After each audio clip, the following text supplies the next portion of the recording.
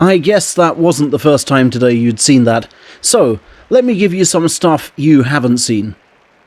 After the morning schedule progressed too quickly for the second straight day, the pace was slowed by getting some 3rd Division men to throw salt. It's a rare moment for them, and a complete first for some. Well done to the referees for coaching them through it.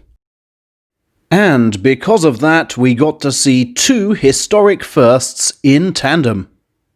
This is Taiho's youngest grandson, Mudoho, sporting a top knot for the first time. And this is him performing what must be his first ever professional salt throw. A step closer to becoming a real rikishi, was how he put it. Just seconds later, he threatened to pull off a throw of a very different kind.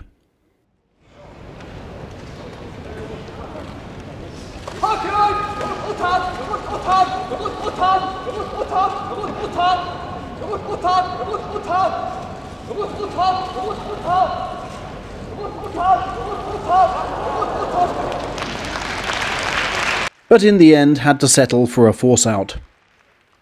I wanted to push him out with a double-handed chest shot, but he was too strong for that, Mudoho explained.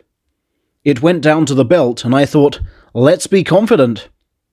This tournament, I want to see where my forward driving power can take me, and hopefully get to the top of the division next time.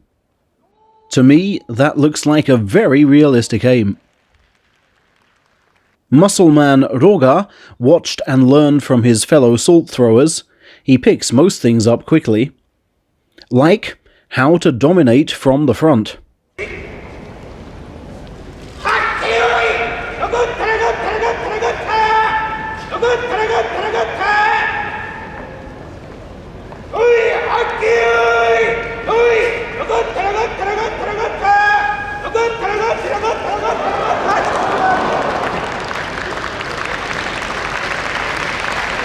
However, the half-Mongolian, half-Russian still needs to learn what to do when up just before the 2nd Division ring entering ceremony. Just get out of there. Yes, even in front of the judges.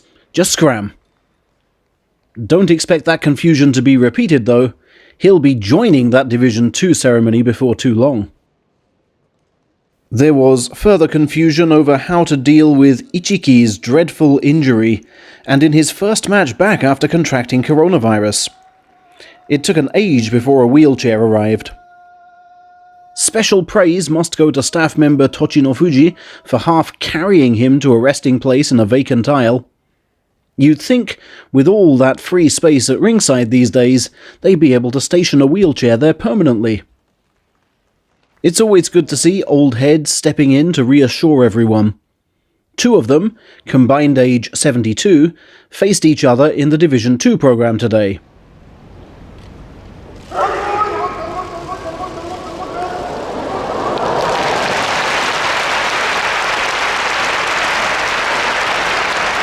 That was the stance I was aiming for and want to keep aiming for, said a relieved Kotoshogiku after posting his first win this term.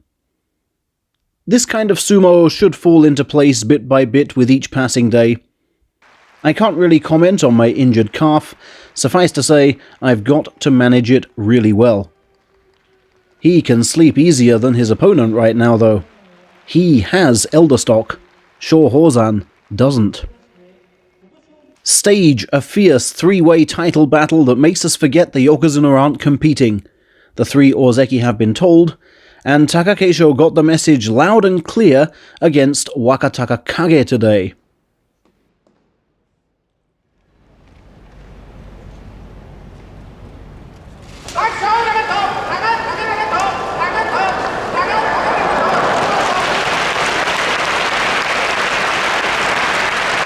You can only fight one bout at a time, so every day just stay cool, stay focused, said the victor, who watched his fast-moving foe like a hawk.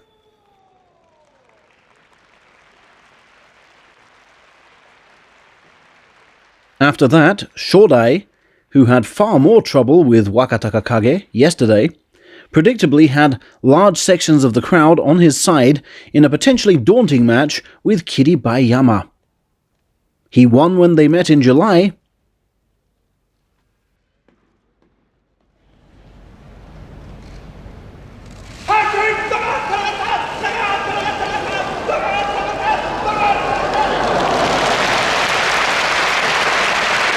And he won splendidly by force out again here. Today, after colliding, I got forward well. Somehow I righted yesterday's wrongs, he said.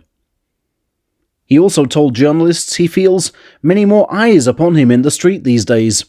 For all I know, he was referencing me. Finally, Asanoyama stepped up for a third match with Terunofuji in just 102 days. As you know, he'd lost the other two going into this one.